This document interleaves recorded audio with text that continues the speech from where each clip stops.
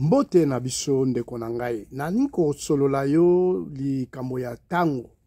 Tango ezali vraiment très important na bavi na biso. Soki totali na mokanda na Ecclésiaste 3 na molongo yango ya liboso baza kobona biso te na bomoi na biso tango ezalaka na esika na yango. Na eloko nyonso ezalaka na tango na yango. Eza na tango ya kobotama, eza na tango ya kokola, pe eza na tango ya kokufa. Et puis eza na tango ya mingi ya makambo tosala kaka na se na moi. Eza na tango oyo esengeli o apprendre. Tango esengeli ozwa formation ndeko nanga po eza na tango mosusu kozwa formation pe te okokalisi kozwa formation te puisque mutu ese komi na makambo ebele. Yango mponaka mwana moke soki aza na mwana moke azala na facilité ya kokoyeba ko apprendre plus ako apprendre ata ba langue ata 5 mobimba. Yango pe pona na fungula parenthèse ko lona bandeko na biso bola kisaka bana langue ya biso langue maternelle ce que le baraki Congo la kisaki Congo et surtout lokola na royaume Congo to le baka mingi ki Congo peut-être lingala esengeli to la kisaka bana yango la kisa mwana Swahili kutu to cha muke mopanzi puisque ezali un peu mixé donc bolimbi sangai Swahili to cha mopanzi mais la kisa mwana ki Congo la kisa mwana lingala la kisa mwana chiluba la kisa mwana langue maternelle na yo ekozala malamu ndeko na ngai. Pote soki asi azwi langue wana ekosala ete bamblangue mususu ezala nango facile puisque mutu na ezala na makasi eza nango pete na loba pona koyeba ko accumuler balangue mususu.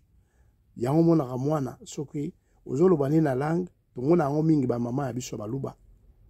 Soki bana bazokola mwana azoloba chiluba kitoko ce n'est qu'après tanga kokola banoyo ko l'appelle lingala français et puis na balangue mosusu.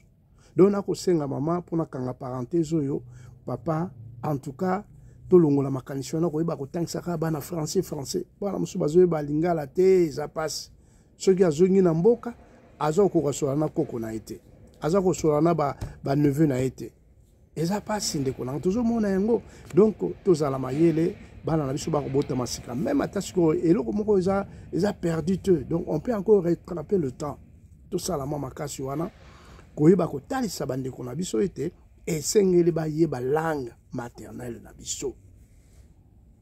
Oui to yeba yango papa Kimbangu alobaki na biso boyete na discours na ye alobaki na biso ete esengeli to yeba yango langue maternelle eza très important parce que ekosunga biso.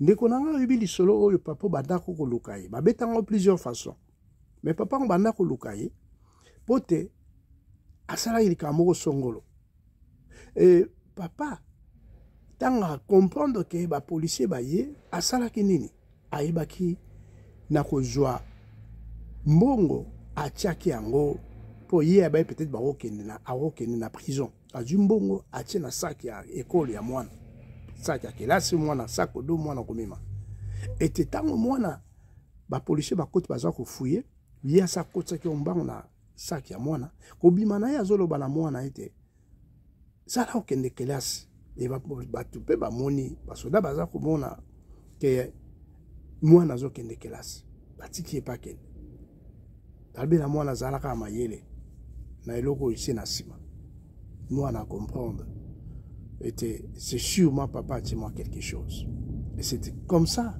que papa wana babotola qui était mosolo azalaki na yango bakangaki akendaki poloko avandi soki 2 ans mais mbongo wana ebaki na kosunga libota. Voilà tokangi parenthèse na biso po tozongela na likambo ya tango to bande koloba na Ecclésiaste 3 molongo nango liboso balobi na biso te eloko nyonso za na tango na yango ndeko na ngai il faut oyebaka ko manager temps na yo temps ezali très important il faut koyeba ko manager yango soko oyebi ko manager yango te temps nazo koloba manager c'est-à-dire koyeba ko utiliser temps na yo puisque ceux qui utilisent en bien te ekopesa yo pasi ndeko na ngai okozanga makambo ebele. Tant ezali très important koyeba komanager yango. Alors photo yeba ete tant ngonga soki ezali ezoya malembe esalaka ke moto ozomona neti ezoumela. C'est plus que oza kozela yango. Oui, c'est plus que oza kozela ngonga yango nomona eumela. 8 heures koki na onte. Na rendez-vous wana. Nakanisa so nini. Nzoka ndeza na 6 heures. Pour la bagarre yana 8 heures. Et voilà, c'est plus que oza kozela yango. Mais siko so komi ke tango sikoyo et okomi mutu okomi par exemple la rendez-vous okomi na retard. Pour na yozo mona non attends et kendaki mbango et pourtant la muka est déjà rapide ta la kimbango.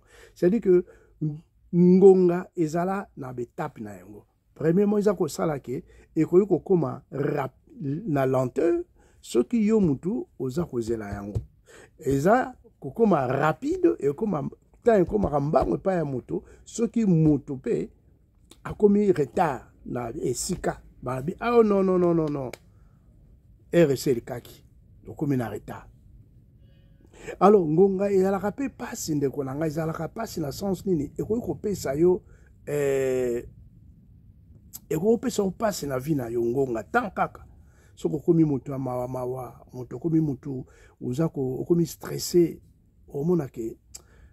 Tant et comme on peut ça passe puisque ça na tango et sengeli peut-être se reposer mais dans moment où sur oza wana oza makasité à côté ma peut-être pour na musala au vando sala donc comme ko déranger comme ko memayo na makambo belé oyo ça ko déranger même santé na yo. Alors tant eza ka mo couser penza mingi de fois ceux qui vous toza na esengo. Au moins, beaucoup de temps, on a beaucoup de temps, on a beaucoup de temps, mais il y a plus besoin de canne. Et donc, on a besoin de avions. Ok, on a dans Genève. Ok, beaucoup de temps, on a camarade à classe. Donc, vous avez besoin d'atteindre mon coucher à Kebo. Donc, tant et ils ont rappelé mon coucher dans la situation où je suis alors, tant ils ont tango puto loba puto zolo balikambo lingala tango ezalaka molai mingi ezalaka molai tozo mononge ndezo sukate soki yo moto oza ko souffrir moto aza ko souffrir ou aza na ba situation penza très difficile amona tango ndezo ke na molai donc bon peut-être cure pour oyeba na ko bika pour bika na yo babi peut-être 3-4 mois pour tout mona malamu. Donc, je m'en ai 3-4 bons moulaï, penza, puisque vous avez bougé, vous allez hospitaliser. Donc, je peux soyez vraiment mon boulot. Tango, na moment na, et comme à l'orola, et zanga suka. Alors, yango, ndeko nanga na yeko loba noni nipo na likamona tango. Il faut y battre tango, et zali déterminer na likambo. Et kendaka na ibandeli, et bandaka na point 0 p et soukaka point peut-être 2 3 ça dépend les cambo yoza kokomela yo eza la tango et soukaka. Alors il faut osala moto oza ko profiter la temps nyonso ezala mukuse ezala nini puisque yamabe ezola ngolo bakake dans la vie ezala ba moment oyo kozwa ba moment difficile oyo ko senga aussi supporter pe temps wana ya moment difficile. Alléluia. Na kantana parler na moto moko. Ce qui vous a comprendre ma camoune de qu'on a que vie et ressemble un peu facile.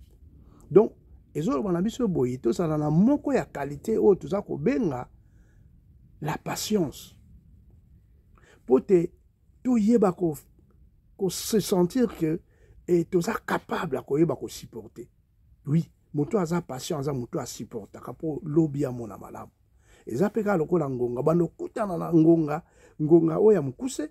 Ngonga oyo eza ko apporter fruit pona yo, ngonga eza ko déranger yo, ngonga oyo sala ke vie na yo comme vraiment troublé kaka eza le kambatango. Et aujourd'hui une année, il y a bien, il y a bonheur, 2 ans il y a malheur. Donc eza kaka basé na temps. Et en mon ecclésia ça le baki na biso était il y a un temps pour tout. soki tant ekomeli tango ekomeli ndeko na ngai ya oyo esengeli osala likambo ozwa formation tant esengeli ke osala betude na yo oyo olobaki ofe osala sala yango olingi osala l'université na yo sala yango po te mutu eza malamu. Oui. Nga, je crois, à l'âge de 20 ans, oui, je dois avoir peut-être 20 ans, na koma ki moi 3 livres. Voilà, dans Angola, mutu zo sala nazo koma situation ndenge za Angola nazo koma et tant on a voyagé na tikela ki ndeko na ngai. Tant on a tikeli yango après na retourner yango abia yaya na komona ngo sauter lokola na déplacer ki pe donc pesa nga pena passe na retard ti lelo na retard yango po te solo na tchaki penza le meilleur de moi na kati na yango na ndenge ba situation na ko vivre na sérieux na guerre donc nazo koma makame belle situation ndenge zo leka donc c'était très bien et na tunaye ala bia zai na sauter na sala boni bika mboka on penenge zaki mboka guerre. Bref, kolobake wana mutu banaye ko sala penza pona makanisi wana. Bon, siko peut-être na ko komana ngo se souvenir un peu na ba makambo ngo, mais ezala ndenge o ezala kité liboso wala. Donc ezaki ba chef d'œuvre moko ya makasi oyo na baki na ko sala. Mais tolobaka circonstance nyonso fo komisara nzambe. Donc pona koloba ete ndeko na ngai to yeba ko ganyaka temps to salela yango ndenge sengeli. Po ezana temps oyo yo sengelo sala likambo boye soki osali yango te et osala passe pourtant ngolo ko sala yango le temps s'échappe par moment olingo sala mais ozala te ndenge oyo ezala ki ndenge ba pesela ki et plutôt profiter na opportunité soko pesa million de konanga profiter sala ngo 100% zala makasi. Oui, zala makasi puisque mutu azaka mutu ko changer pe makanisi na ye alors non gérer du camboyo mais après quelque temps après 6 mois 1 année abalusi na ye habité azu peut-être moi sur mon boyer a préféré joa gérant sur ana apé ça to pas moi si ne peut na ndeko moi si na ye o azu peut-être makam donc yo bano beta monoko mais pourquoi boye vraiment ngai na ye to yokana ki bien non eza yo te ne konanga eza ya mutu wana donc azana droit pesa to apesa yo te mais yo soki pesa melio ba pesa loko sala boye profiter na yango profiter pour osala likambo voilà yango wana yango na ngana tsolola na yo ndeko oyeba likambo ya tango ezali très très important na bomoto na biso. Prochainement tokomeka kosolola sur likambo ya tango oyo na Bible baza kobenga kairos na chronos tokosolola yango toyeba ba différence nini ezali entre les deux temps wana. Allez, oyo aza na mato ya koyoka ayoka, oyo aza na makanisi ya kotyana misala atyana misala. Kolo amona bino. Amen.